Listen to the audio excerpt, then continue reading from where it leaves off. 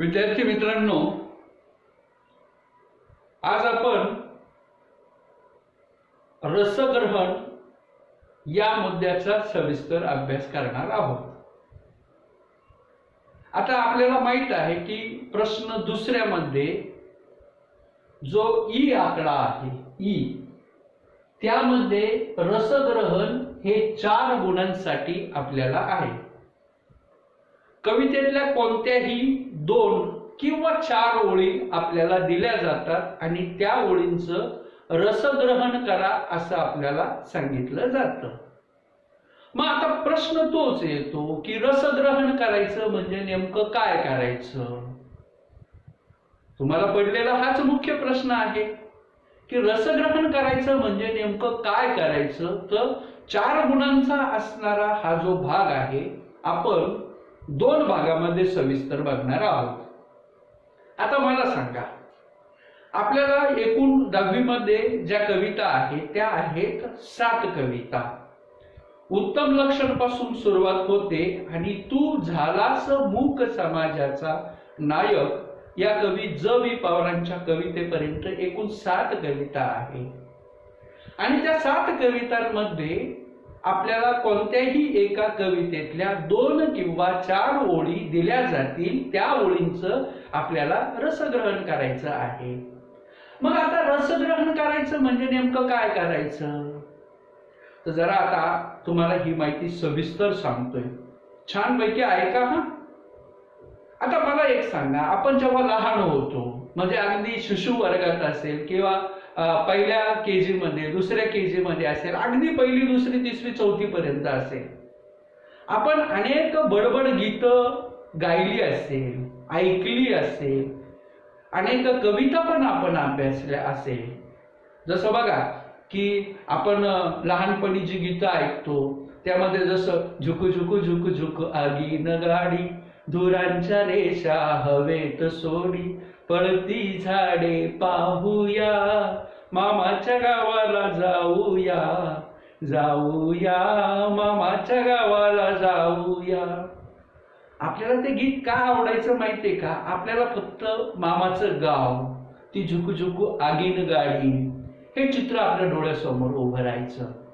किंवा मग आपण अगदी पहिली, दुसरी, तिसरी मध्ये आलेले असताना ही आवडते मज मनापासून शाळा, लाविते लळा जशी माऊली बाळा, हे पण आपल्याला आवडतं। का आवडतं? कारण त्याच्यामध्ये गेयता आहे, ते तारासुरात म्हणतो, त्याच्यामध्ये आईचा जिव्हाळा आहे वगैरे। मग लहानपणी आपण ज्या कविता ऐकलेल्या असतात त्या कविता अभ्यासता अभ्यासता आपण जसं जसं मोठं होत जातो तस तसं आपल्याला त्या कवितेतला अर्थ पण कळायला लागतो। आता अर्थ कळतो याचं मूळ कारण असं, कारण का आपण जसं पुढे शिकत आता आपण 10वीत आहोत आणि 10वी पर्यंत येईपर्यंत आपण मराठीतून अनेक वृत्त शिकलो, अनेक अलंकार शिकलो, अनेक व्याकरणातले घटक शिकलो, अनेक रस शिकलो आपण, आणि त्यामुळं आपल्याला त्या कवितेमध्ये असणारा अर्थ पण कळायला लागतो। मग जेव्हा आपल्याला कविता कळायला लागते, ती कविता आपण वाचतो किंवा ती कविता आपण ऐकतो, तेव्हा आपलं मन आनंदानं भरून जातं। आणि जेव्हा ती कविता वाचत असतो किंवा ती कविता आपण ऐकत असतो त्यावेळेस त्या कवितेमध्ये असणाऱ्या ज्या कल्पना असतात, अर्थ असतात, त्यामुळे कधी आपले डोळे भरून येतात, तर कधी त्या कवितेतलं जे चित्र असतं ते आपल्या डोळ्यासमोर उभं राहतं, किंवा त्या कवितेमध्ये कवीनं सामाजिक स्तरावरती जे वास्तव चित्र रेखाटलेलं असतं ते चित्र पण आपल्या डोळ्यासमोर उभं राहतं। याचाच अर्थ काय माहितीये का? की आपण आता कवितेच्या आस्वादाकडे वळलो आहोत, म्हणजे आपल्याला कवितेचा आस्वाद घेता येतो। मग मूळ गोष्ट काय? जेव्हा एखादी कविता आपण अभ्यासतो किंवा वाचत असतो किंवा श्रवण करत असतो तर त्यावेळेस आपल्या मनामध्ये ज्या निर्माण होणाऱ्या सर्व भावभावना असतात त्या भावनांचा चाललेला व्यापार म्हणजे कवितेचा आस्वाद आहे. म्हणजे जेव्हा मला ती कविता कळते, त्या कवितेबद्दल मी माझं मत व्यक्त करायला लागतो, त्यावेळेस आपलं मन हे कवितेच्या आस्वादाकडे वळलं असं आपल्याला म्हणता येतं. मग आता मुख्य मुद्दा काय आहे? आपल्याला परीक्षेमध्ये कवितेच्या कोणत्याही 2 किंवा 4 ओळी दिल्या जातील आणि त्या ओळींचं तुम्हाला रसग्रहण करा असा प्रश्न दिलेला असेल. आता तुम्हाला माहितीच आहे की आपण नवीमध्ये अनेक नवरसांचा अभ्यास केलेला आहे. बघा, हे नवरस आपण अभ्यासले की नाही जरा आठवा. जसं शृंगार रस, वीर रस, करुण रस, हास्य रस, रौद्र रस, भयानक रस, बिभत्स रस, अद्भुत रस आणि शांत रस. आपण नवीमध्येच या रसांचा अभ्यास केलेला दिसून येतो. मग आता मूळ मुद्दा काय आहे? तर रसग्रहण करताना कवितेच्या बाबतीमध्ये कवितेचं रसग्रहण करताना हे 3 मुद्दे महत्वाचे आहे. पहिला मुद्दा आहे आशय सौंदर्य, दुसरा मुद्दा आहे काव्य सौंदर्य आणि तिसरा मुद्दा आहे भाषिक वैशिष्ट्ये किंवा भाषिक सौंदर्य. 3 मुद्दे हे आपल्याला प्रत्येक ओळीच्या अनुषंगाने लिहावयाचेच आहे. कोणते 3 मुद्दे सांगितले मी? पहिला सांगितला आशय सौंदर्य, दुसरं काव्य सौंदर्य आणि तिसरं भाषिक वैशिष्ट्ये. आता हे जे 3 मुद्दे आहेत ना, तसे हे 3 मुद्दे यांचे हे काय असे स्वतंत्र विभाजन झालेले नाही, ते एकमेकांमध्ये मिसळलेले असतात. कवितेच्या बाबतीमध्ये ते एकमेकांमध्ये मिसळलेले असतात. पण हे 3 मुद्दे प्रमुख अंग आहेत. रसग्रहणाचं हे प्रमुख 3 अंग आहे. म्हणजे रसग्रहण करताना आशय सौंदर्य, काव्य सौंदर्य आणि भाषिक वैशिष्ट्ये हे 3 घटक याच अनुषंगानं आपल्याला रसग्रहण करावं लागेल. मग आता सर्वात महत्वाची गोष्ट, हे रसग्रहण करताना आपण एक गोष्ट लक्षात घ्यायची की कवितेमध्ये आपण त्या ज्या ओळींचा अनुभव घेत असतो त्या ओळी ह्या मागच्या आणि पुढच्या ओळींच्या अनुषंगाने विषयबद्ध झालेल्या दिसून येतात.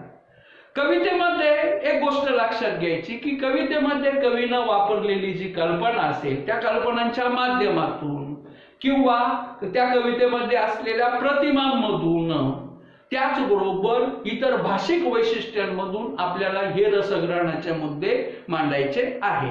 आता मूळ गोष्ट काय आहे की रसग्रहण करताना तुम्हाला या 3 भाषिक वैशिष्ट्यानुसार ती कविता आवडण्याचं किंवा न आवडण्याचं कारण स्पष्ट करता यायला हवं आणि त्या दृष्टिकोनातून यातले काही महत्वाचे मुद्दे कविता अभ्यासकांना लक्षात घ्यायचे आहे.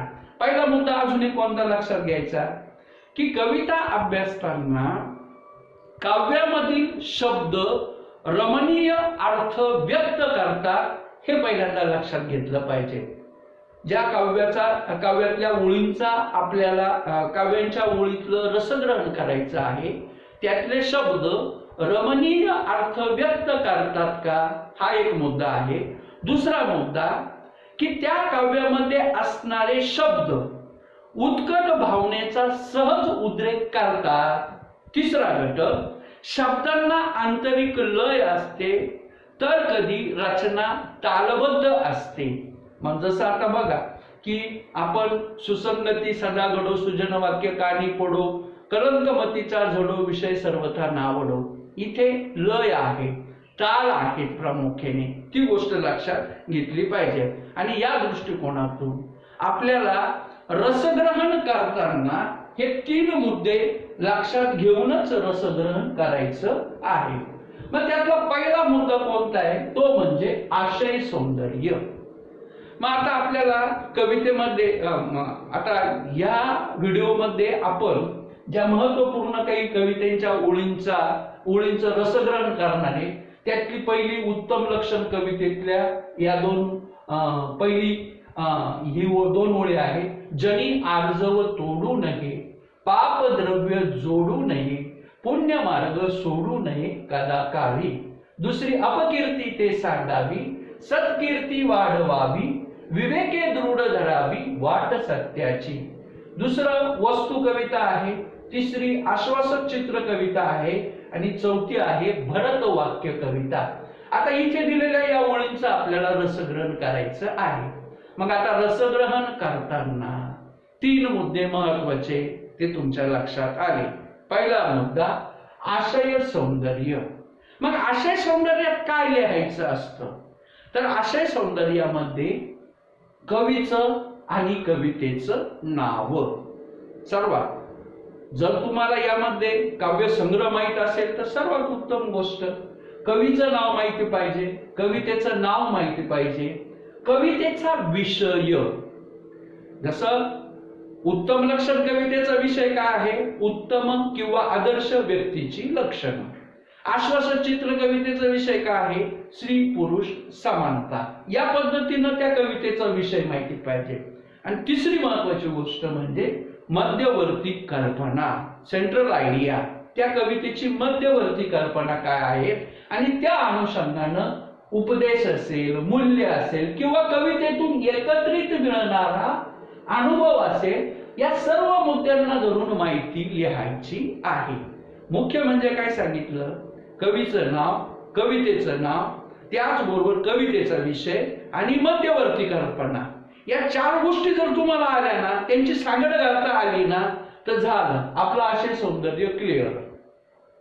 आशय सौंदर्यात हाच भाग महत्वाचा आहे, कवीचं नाव, कवितेचं नाव, त्याचबरोबर कवितेचा विषय आणि मध्यवर्ती कल्पना. या मूल्यांना धरून त्याची माहिती लिहावी आणि जवळजवळ कोणत्या कवितेतल्या कोणत्याही 2 ओळी दिलेल्या असतील तर त्या 2 ओळींची जी माहिती असते, ज्या पंक्ती दिलेल्या असतात, त्यांचे सर्व मुद्दे सर्वसाधारणपणे सारखेच असतात. ही गोष्ट लक्षात घ्या. म्हणून आशय सौंदर्यामध्ये कवीचं नाव, कवितेचं नाव, कवितेचा विषय आणि कवितेची मध्यवर्ती कल्पना ही माहीत असणं गरजेचं आहे. दुसरा मुद्दा, आता काव्य सौंदर्यामध्ये काय लिहायचंय, तर काव्य सौंदर्यामध्ये दिलेल्या पंक्तीतील अर्थालंकार, रस, विविध कल्पना, प्रतिमा, विविध भावना याविषयी लिहावे. ही माहिती दिलेल्या पंक्तींना अनुसरून लिहावी लागणार आहे. मूळ मुद्दा हा आहे, ही माहिती दिलेल्या पंक्तींना अनुसरून लिहावी लागणार आहे. म्हणजे काय, तर तुम्हाला ज्या 2 ओळी दिलेल्या आहेत त्या 2 ओळींचं तुम्हाला सविस्तर या अनुषंगाने स्पष्टीकरण करता आलं पाहिजे. कोणत्या अनुषंगाने, अर्थालंकार, रस, विविध कल्पना, प्रतिमा, विविध भावना हे घटक लक्षात घेऊन त्या दिलेल्या 2 ओळींचं तुम्हाला स्पष्टीकरण लिहिता आलं पाहिजे. आणि त्याच्याकरता काय आवश्यक आहे, ती जी एकूण कविता असते त्या कवितेचा भावार्थ हा बारकाव्याने अभ्यासला पाहिजे. म्हणजे त्या कवितेत नेमका काय भावार्थ दिलेला आहे, काय सांगितलेलं आहे, तो बारकाव्यानं आपल्याला अभ्यासावा लागणार आहे. म्हणजे अगदी एक कविता डोळ्यासमोर आल्यानंतर त्या कवितेचा पूर्ण भावार्थ आपल्याला माहित असणं गरजेचं आहे. म्हणजे ज्या 2 ओळींचं आपल्याला स्पष्टीकरण करायचंय त्याच्या मागचा पुढचा बॅलन्स आपल्याला पकडता आला पाहिजे. या दृष्टिकोनातून स्पष्टीकरण करणं गरजेचं आहे. आणि तिसरा घटक आहे ते म्हणजे भाषिक वैशिष्ट्य. आता भाषिक वैशिष्ट्यामध्ये प्रामुख्याने काय आहे, यामध्ये कवीची भाषा शैली कोणत्या प्रकारची आहे. आता ज्या आपण 7 कविता अभ्यासल्या त्या 7 कवितांमधली भाषा शैली, मग ती भाषा शैली कशी, आता भाषा शैली मराठीत घेतली व्यापक अर्थानं तर ग्रामीण भाषा शैली आहे का, बोली भाषा आहे का, संवादात्मक भाषा आहे का, किंवा निवेदनात्मक भाषा शैली आहे का, किंवा चित्रदर्शी, यापैकी नेमकी कोणती भाषा शैली आहे. ती भाषा शैली आपल्याला प्रामुख्याने कोणत्या प्रकारची आहे ते ओळखता आलं पाहिजे. त्याचबरोबर आंतरिक लय, नाद माधुर्य आणि अलंकार आदी मुद्द्यांना धरून माहिती लिहावी. म्हणजे मग ती कविता, तिच्यामध्ये भाषिक वैशिष्ट्य नेमके काय आहे, मग तिच्यामध्ये लय आहे का, यमक प्रदंत आहे का, ओवीबद्ध रचना आहेत का, किंवा वृत्तानुसार लिहिलेली आहेत का, या अनुषंगानं ही माहिती आपल्याला द्यायची आहे. आणि हे मुद्दे सुद्धा भाषिक वैशिष्ट्यांमध्ये, हे मुद्दे सुद्धा प्रत्येक कवितेसाठी सर्वसाधारण सारखेच असतात. आता समजा जसं केकावली हे मात्रा वृत्तानुसार, केकावली मात्रा वृत्तानुसार प्रामुख्याने ग्रंथ लिहिलेला आहे मोरोपंतांनी, आणि भरतवाक्य ही कविता मात्रा वृत्तातच प्रामुख्याने आहे. याचा अर्थ तिथली भाषिक वैशिष्ट्य सारखीच आहे, बरोबर आहे की नाही. जसं उत्तम लक्षण ही कविता ओवीबद्ध रचना आहे, म्हणून तिची भाषिक वैशिष्ट्य सर्वसाधारण कशी आहे, सारखीच आहे. याच्या व्यतिरिक्त पहा, वस्तू कविता आहे किंवा तू झालास मूक समाजाचा नायक ही जी कविता आहे ही मुक्त छंदामध्ये असणारी कविता आहे, त्यामुळे त्यांची भाषिक वैशिष्ट्य जवळजवळ कशी सारखीच आहे. तर त्या दृष्टिकोनातून ती भाषिक वैशिष्ट्य आपल्याला मांडता आली पाहिजे. तर या 3 मुद्द्यांना धरून आपल्याला रसग्रहण करावयाचं आहे. रसग्रहणासाठी 3 मुद्दे कोणते? पहिला आशय सौंदर्य, 2 नंबर काव्य सौंदर्य, 3 नंबर भाषिक वैशिष्ट्ये. हे 3 मुद्दे असणं गरजेचं आहे. लक्षात घ्या, 4 गुणांसाठी हा प्रश्न आहे बाळांनो. आणि मग महत्वाचे, आता आपण इयत्ता 10वी मध्ये आहोत, आपल्याला आता कवितेचा अर्थ कळायला लागलाय, त्यातला आशय कळायला लागलाय, त्यातला भाव आपल्याला कळायला लागलाय. पण नेमकं शेवटी लक्षात घ्या की भाषा सुद्धा शास्त्र शुद्ध असते, म्हणून कोणत्याही घटकाचं तंत्र माहीत करून घेणं गरजेचं आहे. रसग्रहण करताना हे 3 मुद्दे महत्वाचे: आशय सौंदर्य, काव्य सौंदर्य आणि भाषिक वैशिष्ट्ये. आणि मग दिलेल्या ओळींचं या 3 मुद्द्यांनुसार आपल्याला लेखन करता येणं गरजेचं आहे. मग चला, आता आपण आपल्याला दिलेल्या या ठिकाणी ज्या कवितेच्या ओळी आहेत त्या ओळींचा आपण या ठिकाणी अभ्यास करणार आहोत. आणि या दृष्टिकोनातून आपण पहिल्यांदा अभ्यास करूया तो उत्तम लक्षण कवितेतील. बाळांनो नीट लक्ष द्या. आता बघा, इथे या 2 ओळी दिल्या, या 2 ओळींचं पहिल्यांदा आपल्याला रसग्रहण करावयाचं आहे. जनी आर्जव तोडू नये, पाप द्रव्य जोडू नये, पुण्य मार्ग सोडू नये कदाकाळी. आता इथं मी संदर्भ म्हणून दिलाय, तुम्हाला परीक्षेला असा संदर्भ नाही देणार, तुम्हाला फक्त 2 ओळी दिल्या जाणार आहे. मग आता महत्वाची गोष्ट, जी ओळ आपल्याला दिली, ज्या ओळी आपल्याला दिल्या रसग्रहणासाठी, त्या ओळी कोणत्या कवितेतल्या आहे हे पहिल्यांदा माहित असणं गरजेचं आहे. त्या कवितेचा कवी कोण आहे हे माहित असणं गरजेचं आहे. त्याचबरोबर त्या कवितेचा विषय कोणता आहे हे पण माहिती आहे. आणि एकूण कवितेचा पूर्ण भावार्थ माहित असणं गरजेचं आहे. मग आता रसग्रहण करायचं म्हणजे 3 मुद्दे महत्वाचे. मग पहिला मुद्दा कोणता? तर पहिला मुद्दा आहे आशय सौंदर्य. मग आशय सौंदर्यामध्ये काय येतं? तर आशय सौंदर्यामध्ये काय येतं? कवीचं, कवितेचं नाव, कवितेचा विषय, आणि तिसरी गोष्ट कवितेची मध्यवर्ती कल्पना. या मुद्द्यांना अनुसरून आपल्याला आशय सौंदर्य सांगायचे.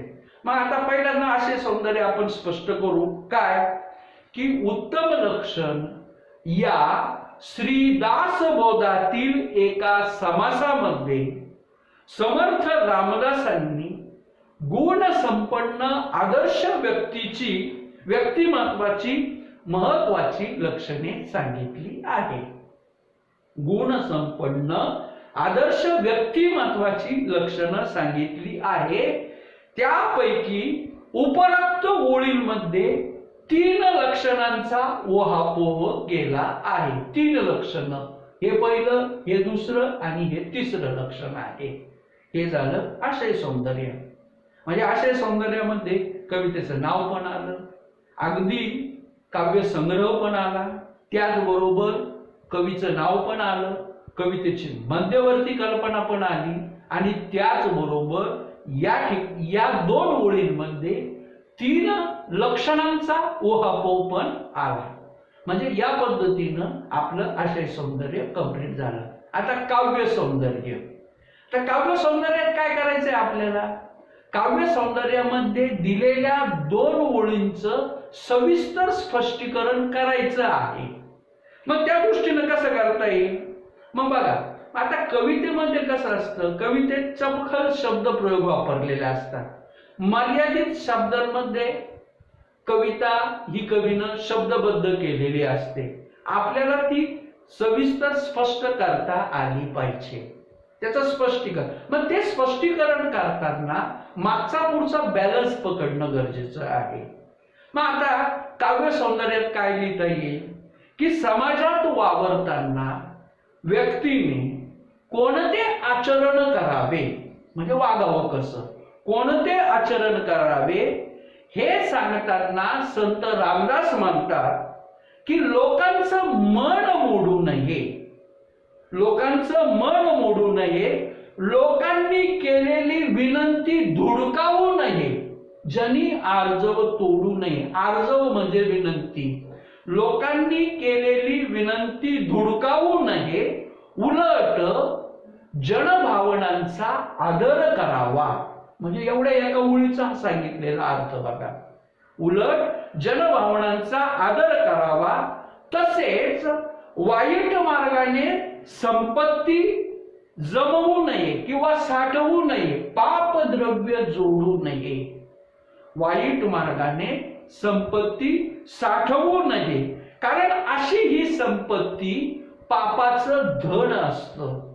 पाप द्रव्य जोडू नये, कारण अशी ही संपत्ती पापाचं धन असतं. म्हणून सत्शील मार्गाने जीवन व्यतीत करावं, चांगल्या मार्गाने जीवन व्यतीत करावं, पुण्य मार्ग आचरावा, पुण्य मार्गाचा अवलंब करावा, कधीही पुण्य मार्गानं जाण्याचं सोडू नये. कदाकाळी कधीही पुण्य मार्गानं जाण्याचं सोडू नये. म्हणजेच आता आपण काय केलं, या दिलेल्या ज्या 2 ओळी होत्या त्या 2 ओळींचा सविस्तर अर्थ स्पष्टीकरण आपण काव्य सौंदर्यात केलंय, ही गोष्ट लक्षात घ्या. दिलेल्या ज्या 2 ओळी आहेत त्यांचं आपण सविस्तर स्पष्टीकरण या ओळींमध्ये, म्हणून तर सांगितलं की आपल्याला कवितेचा पूर्ण भावार्थ माहित असणं गरजेचं आहे. लक्षात घ्या. मग आता दिलेल्या ओळींचा झाला. मग आता भाषिक वैशिष्ट्य, तिसरा घटक काय आहे? भाषिक वैशिष्ट्य. भाषिक वैशिष्ट्यांमध्ये काय सांगता येईल की वरील ओळींमध्ये जनांसाठी म्हणजे लोकांसाठी खूप सुंदर निरूपण केलं आहे. निरूपण म्हणजे स्पष्टीकरण. लोकांसाठी या ओळींमध्ये खूप सुंदर असं निरूपण केलं आहे. कसं बघा, जसं तोडू नये, जोडू नये, सोडू नये, अशा सोप्या यमकांद्वारे संदेशामध्ये आवाहकता आली आहे. रामदास स्वामींनी हा जनसामान्यांना दिलेला संदेश आहे. पण हे जे शब्द आहे, तोडू नये, जोडू नये, सोडू नये, हा जो संदेश लोकांना दिला त्याच्यामध्ये आवाहकता आली आहे. म्हणजे ऐकायला आवडतं, बोलायला पण आवडतं. बरोबर आहे की नाही? भाषिक वैशिष्ट्य सांगते. त्याचबरोबर ओवी छंदाला साजेशी सुबोध भाषा वापरल्यामुळे जनमानसांवरती तत्व ठसवणं सुलभ झालं आहे. पापद्रव्य व पुण्य मार्ग यातील विरोधाभास ठळकपणे उठून दिसतो आणि ओवीमध्ये प्रासादिकता हा गुण आढळतो. ही झाली भाषिक वैशिष्ट्ये. म्हणजे एक लक्षात घ्या की आपण कोणतीही गोष्ट म्हणजे अभ्यास करतोय म्हणजे नेमकं काय आहे. जसं आपण वाचन करतो, लेखन करतो, मनन करतो किंवा चिंतन करतो, तर यामध्ये एक सूत्रबद्धता पाहिजे. आपल्याला तंत्र माहिती पाहिजे. रसग्रहण करायचं म्हणजे नेमकं काय करायचं, तर रसग्रहण करताना आशय सौंदर्य, काव्य सौंदर्य आणि भाषिक वैशिष्ट्ये ही आपल्याला ही 3 मुद्द्यांनुसार लेखन करावं लागतं. पण नेमकं त्यामध्ये काय करायचंय हे पहिल्यांदा जेव्हा तुम्ही समजून घेता तेव्हा अगदी कवितेतल्या कोणत्याही ओळी तुमच्या समोर येऊ द्या, तुम्ही लगेच त्या ओळींचं रसग्रहण करायला सिद्ध असतात. आता दुसरं याच कवितेमधली दुसरी 2 पंक्ती दिलेल्या आहेत. अपकीर्ती ते सांडावी, सत्कीर्ती वाढवावी, विवेके दृढ धरावी वाट सत्याची.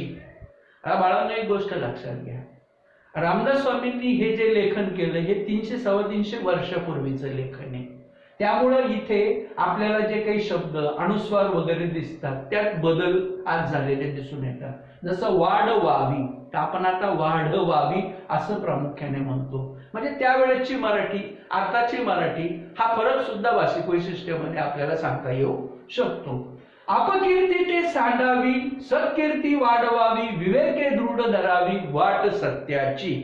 मग आता इथे पहिला मुद्दा सारखाच काय की संत रामदासांनी उत्तम लक्षण या कवितेमध्ये आदर्श गुणवान व्यक्तीची वैशिष्ट्य सांगताना या ओळीमधून सद्वर्तन, चांगलं वर्तन, सद्वर्तन कशा प्रकारे करावे याची शिकवण दिली आहे. चांगलं वर्तन कसं करावं याची शिकवण या ओळीमधून दिलेली आहे. हे झालं आशय सौंदर्य. आता 2 नंबरचा मुद्दा काव्य सौंदर्य. मग काव्य सौंदर्य काय आहे तर संत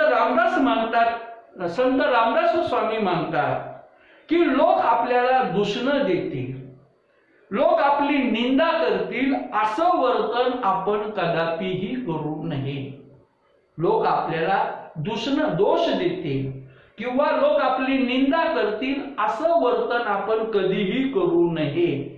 मग कसं मग आता ही पहिली ओळ आहे. आता मूळ ओळीचं स्पष्टीकरण येईल ते असं की ज्या वागण्यानं, ज्या आचरणानं आपली अपकीर्ती होईल असं वागणं टाळावं. अपकीर्ती ते सांडावी. ज्या वागण्यानं आपली अपकीर्ती होईल असं वागणं टाळावं. या उलट आपल्या व्यक्तिमत्वाची कीर्ती पसरेल अशी वागणूक करायला हवी. स्वतः चांगले वागून सत्कीर्ती वाढवायला हवी आणि त्यासाठी बुद्धीचा विवेक महत्वाचा असतो. त्यासाठी बुद्धीचा विवेक महत्वाचा ठरतो. सद्विचारानं, विवेकानं सत्याचा मार्ग ठामपणे आचरावा. सत्याचा मार्ग ठामपणे आचरावा. विवेक बुद्धी ठोस असणं गरजेचं आहे. विवेक बुद्धी ठोस असणं गरजेचं आहे. हे झालं आशय सौंदर्य. आणि मग आता भाषिक वैशिष्ट्य काय आहे की सन्मार्गाचे लक्षण सांगताना जनसामान्यांना समजते असे 3 मुद्दे या ओळीत सहजपणे सांगितले आहे. अपकीर्ती व सत्कीर्ती, तसेच सांडावी व वाढवावी या विरोधी शब्दांमुळे ओवीची खुमारी वाढली आहे. दृढ करणे हा वाक्प्रचार चपखलपणे उपयोगात आणला आहे आणि जनसामान्यांवर तत्व ठसवण्याची समर्थांची हातोटी समर्थपणे व्यक्त झाली आहे. तर या दृष्टीनं ही दुसरी ओळी. आता तिसरं रसग्रहण आपल्याला बघायचे ते आहे वस्तू या कवितेतलं रसग्रहण. तिसरं. मग आता तिसऱ्या रसग्रहणामध्ये ओळी काय दिलेल्या आहे? वस्तूंना मनही नसेल कदाचित, पण ते असल्यासारखे वागलो तर वस्तू प्रचंड सुखावतात. वस्तूंना मनही नसेल कदाचित, पण ते असल्यासारखं वागलो तर वस्तू प्रचंड सुखावतात. आता साहजिकच आहे, वस्तू कविता आहे. भरून आलेले आकाश या काव्यसंग्रहातून प्रस्तुत कविता घेतलेली आहे. याचे कवी आहे द.भा. धामणसकर, दत्तात्रय भास्कर धामणसकर. आणि या कवितेचा रचना प्रकार कोणता आहे तो म्हणजे मुक्त छंद. मग आता आपल्याला पहिल्यांदा आशय सौंदर्य स्पष्ट करायचे. मग आशय सौंदर्यामध्ये काय स्पष्ट करता येईल की वस्तू या कवितेत कवी द भा धामणसकर यांनी निर्जीव वस्तूंनाही सजीव प्राणी मात्रांसारख्या भावना असतात. निर्जीव वस्तूंनाही सजीव प्राणी मात्रांसारख्या भावना असतात हे बिंबवलं आहे. तसंच वस्तूंना सहानुभूतीने समजून घ्यायला हवे व त्यांना प्रेमाने वागवायला हवे असे प्रतिपादन केले आहे. वस्तूंना सहानुभूतीनं समजून घ्यायला हवं आणि त्यांना सुद्धा प्रेमाने वागवायला हवं असं प्रतिपादन या कवितेत कवीनं केलं आहे. आणि आता आशय सौंदर्य. आशय सौंदर्य म्हणजे त्या ओळीचं आपल्याला स्पष्टीकरण करायचंय. मग आशय सौंदर्य काय आहे की बहुतेक माणसं वस्तूंना निर्जीव समजतात आणि त्यांच्याशी ते निर्दयपणे वागतात. त्यांना कसेही हाताळतात. माणसाच्या या कठोर कृत्यावरती भाष्य करताना वरील ओळीत कवी द भा धामणसकर म्हणतात की कदाचित वस्तूंना जीव नसेलही, वस्तूंना मनही नसेल, जीव नसेलही आणि मनही नसेल, पण म्हणून त्यांना आपण कठोरपणे वागवावे का? वस्तूंना मन आहे असं समजून जर आपण त्यांच्याशी चांगले वर्तन केले तर वस्तूंना खूप आनंद होतो, त्या सुखावतात. आपल्या कुटुंबातील एक घटक आहे अशी आपुलकी आपण दाखवली तर वस्तू सुद्धा आपल्याला प्रेम व माया देतील. असा आशय या कवितेत कवीनं मांडला आहे. आणि भाषिक वैशिष्ट्यांमध्ये आता ही कविता मुक्त छंद रचना प्रकारामध्ये आहे. तर मुक्त शैलीतल्या या रचनेमुळे कवीची या कवितेतून या ओळीतून रसिकांशी कवीनं थेट संवाद साधला आहे. अगदी साध्या पण अवाहक शब्दामध्ये मोठे तत्व बिंबवले आहे. वस्तू व माणूस यातील स्नेह संबंध आत्मीयतेनं जपायला हवा हा संदेश अगदी हळूवार पद्धतीने कवींनी दिला आहे.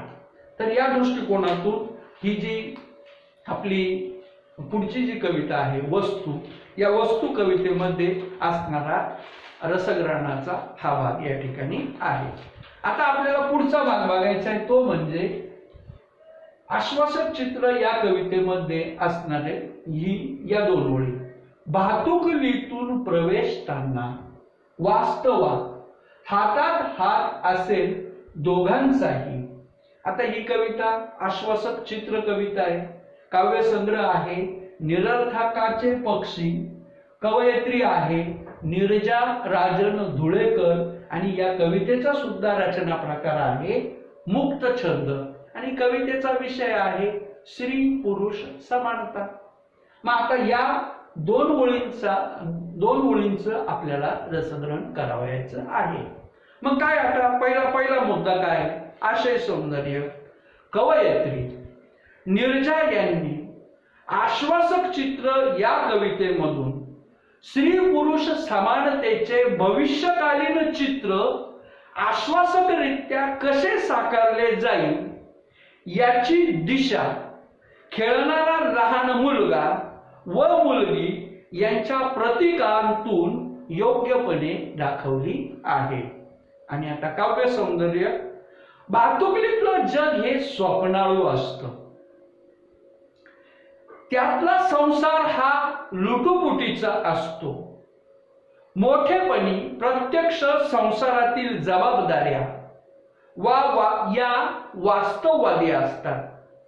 त्यामुळे भातुकलीच्या स्वप्नाळू जगातून प्रत्यक्ष वास्तवात प्रवेश करताना सत्य स्वीकारावे लागेल. स्त्री पुरुष यांनी परस्परांना स्नेहाची साथ असेल तर समजूतदारपणाने व सहकार्याने ते जगात वावरतील.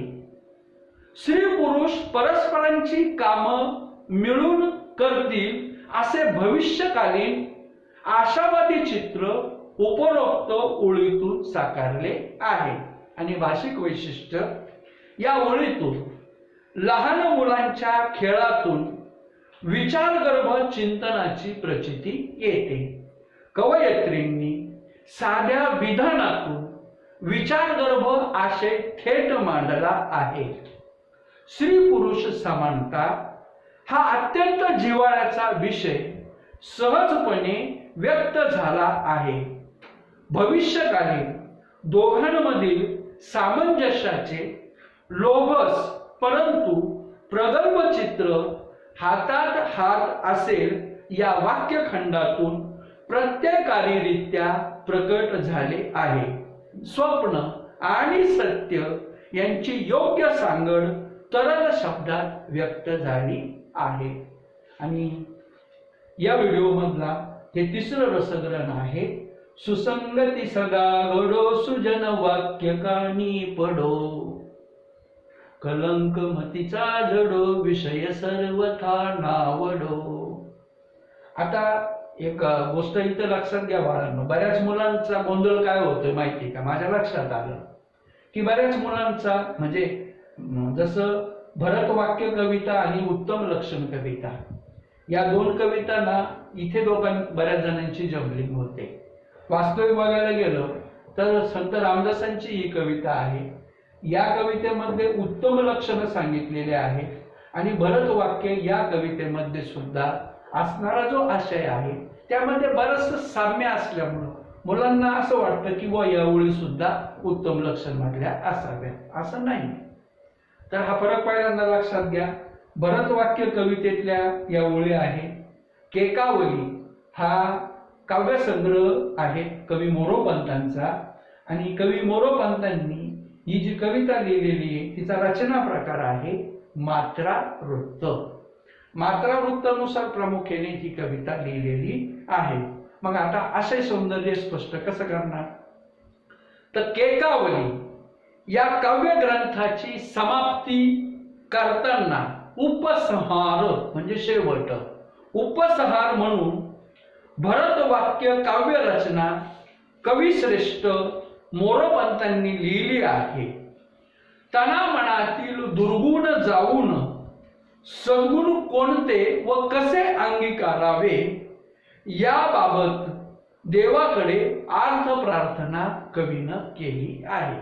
म्हणजे देवाकडे कवीनं प्रार्थना केली आहे की काय प्रार्थना केली आहे की मनुष्याच्या तना मनामधले दुर्गुण निघून जाऊ दे आणि त्याच्यामध्ये सद्गुण आले पाहिजे, ते त्यानं कसे अंगीकारावे या दृष्टिकोनातून कवीनं देवाजवळ प्रार्थना केली आहे, आर्त प्रार्थना केली आहे. आणि मग काव्य सौंदर्य काय? तर सुसंगती म्हणजे चांगल्या सज्जन व्यक्तीची मैत्री होय. गुणवान व चारित्र्यवान माणसाच्या संगतीत सदैव राहावं. सुसंगती सदा घडो. गुणवान व चारित्र्यवान माणसाच्या संगतीत सदैव राहावं म्हणजे आपली आत्मिक प्रगती होते व ज्ञान प्राप्ती होते. म्हणजे चांगल्या माणसाच्या संगतीत राहिल्यामुळे काय होतं? आपली आत्मिक प्रगती होते, त्याचबरोबर ज्ञान प्राप्ती होते. असा आशय उपरोक्त ओळीमध्ये कवी मोरोपंतांनी व्यक्त केला आहे. सुजन वाक्य म्हणजे सुविचारांची जर धारणा केली तर मन निर्मळ आणि प्रेमळ होतं. सुजन वाक्य म्हणजे सुविचारांची धारणा म्हणजे ते जर आपण स्वीकारले तर त्यामुळं आपलं मन निर्मळ होतं, प्रेमळ होतं. असाही सुयोग्य सल्ला मोरोपंतांनी या ओळीतून जनसामान्यांना दिला आहे. आणि मग भाषिक वैशिष्ट्य काय आहे की प्रस्तुत ओळीमध्ये सामान्य माणसांना परमार्थाची आवड लागावी, परमार्थाची आवड लागावी म्हणून 2 वर्तन नियम सांगितले आहे. साधकाने चारित्र्य संपन्न होण्यासाठी उपदेश केला आहे. प्रत्येक चरणात 11 अधिक 13 मात्रेची आवर्तन असणारी हे केकावली नावाचं मात्रावृत्त आहे. यातील भाषा साधी, सोपी व आवाहक असल्यामुळे हृदयाला थेट भिडणारी आहे. गडो पडो या यमक प्रधान क्रियापदांमुळे कवितेला सुंदर लय व नाद आला आहे. तर या ठिकाणी या व्हिडिओमध्ये आपण या 4 कवितेंच्या काही ओळींचा अभ्यास इथं रसग्रहण म्हणून केला आहे. पुन्हा एकदा नीट बघून घ्या. जनी आर्जव तोडू नये, पाप द्रव्य जोडू नये, पुण्य मार्ग सोडू नये कदा काळी. या 2 ओळी आहे. उत्तम लक्षण या कवितेमधल्या. उत्तम लक्षण ही कविता संत रामदासांनी श्री दासबोध या ग्रंथातून घेतलेली आहे आणि या कवितेचा रचना प्रकार आहे ओवी. दुसरी पण ओळ आहे. अपकीर्ती ते सांडावी, सत्कीर्ती वाढवावी, विवेके दृढ धरावी, वाट सत्याची. उत्तम लक्षण कवितेतल्याच या ओळी आहे. ही पुढच्या ओळी आहेत. वस्तूंना मनही नसेल कदाचित, पण ते असल्यासारखं वागलो तर वस्तू प्रचंड सुखावतात. वस्तू केव्हा सुखावतात? जेव्हा त्यांना मन असतं असं समजून जेव्हा आपण त्यांच्याशी वागतो तेव्हा त्या प्रचंड सुखावतात. तर ही वस्तू कविता आहे. कवी द भा धामणसकर यांची भरून आलेले आकाश या काव्यसंग्रहातून ही कविता घेतलेली आहे. कवितेचा रचना प्रकार आहे मुक्त छंद. मुक्त शैलीत ही कविता दिलेली आहे. भातुकलीतून प्रवेशताना वास्तवात हातात हात असेल दोघांचाही. ही कविता ह्या ओळी आहेत. आश्वासक चित्र या कवितेतल्या. कवयित्री आहे निर्जा धुळेकर आणि निरर्थकाचे पक्षी या काव्यसंग्रहातून ही कविता घेतलेली आहे आणि या कवितेचा सुद्धा रचना प्रकार आहे मुक्त छंद. त्यानंतर पुढची कविता सुसंगती सदा घडो, सुजन वाक्य कानी पडो. तर ही या ओळी आहे भरत वाक्य या कवितेतील. केकावली काव्यसंग्रहातून प्रस्तुत कविता घेतलेली आहे. केकावली काव्यसंग्रहाचा शेवट करताना ही कविता लिहिलेली आहे. कवी आहे मोरोपंत आणि कवितेचा रचना प्रकार आहे मात्रावृत्त. यानुसार आता आपण या ठिकाणी 4 कवितेतल्या ओळींचं रसग्रहण करण्याचा प्रयत्न केला आहे. आता उरलेल्या ज्या पुढच्या ज्या कविता आहे त्याचं रसग्रहण आपण दुसऱ्या व्हिडिओमध्ये बघूया. आता हे नीट ऐका, बघा, व्यवस्थित लिहा. काय तंत्र दिलं ते पहिल्यांदा समजून घ्या. रसग्रहण करा. कारण मुद्दा असा आहे बाळांनो, 4 गुण आहे या मुद्द्याला, 2 ओळी येणार आहे. बरं, याला ऑप्शन पण नाहीये, पर्याय नाहीये दुसरा. तुम्हाला ज्या 2 ओळी दिलेल्या असेल त्यांचं तुम्हाला रसग्रहण करावंच लागणार आहे. त्याला दुसऱ्या ओळी पर्याय म्हणून नाहीये. म्हणजे तुम्हाला या 7 कविता एकदम परफेक्ट आपल्या डोक्यामध्ये असणं गरजेचं आहे.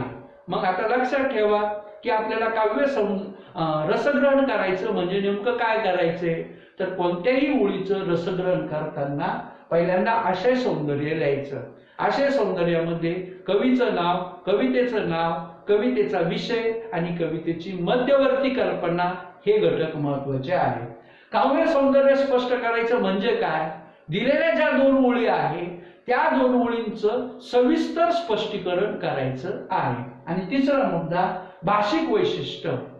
तर यामध्ये काय करायचंय, कवीची भाषा शैली कोणत्या प्रकारची आहे त्या अनुषंगानं भाषाभ्यास लक्षात घेऊन मग त्यामध्ये आंतरिक लय असेल, नाद माधुर्य असेल, अलंकार असेल या मुद्द्यांना अनुसरून माहिती लिहायची असते. किंवा भाषा शैलीमध्ये ग्रामीण भाषा शैली, बोली भाषा शैली, संवादात्मक भाषा शैली निवेदनात्मक भाषाशैली किंवा चित्रदर्शी भाषाशैली ती लक्षात आली पाहिजे आणि त्यानुसार हे 3 मुद्दे लक्षात घेऊन आपल्याला रसग्रहण करायचं आहे. तर या दृष्टिकोनातून हे समोरचं लेखन तुम्ही व्यवस्थित तुमच्या नोंदवहीमध्ये करून घ्या आणि पुन्हा एकदा व्यवस्थित त्याचं चिंतन करा, वाचन करा, मनन करा. नक्की यश मिळेल. पुढच्या रसग्रहणातल्या राहिलेल्या कविता पुढच्या व्हिडिओमध्ये आपण बघू. तोपर्यंत थांबूया. धन्यवाद.